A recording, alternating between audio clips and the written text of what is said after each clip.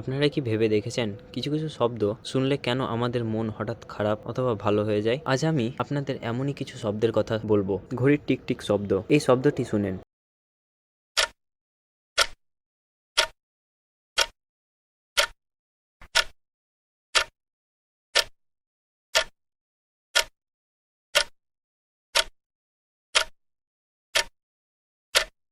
এখন বলেন তো মাথার ভেতরে কেমন লাগছে?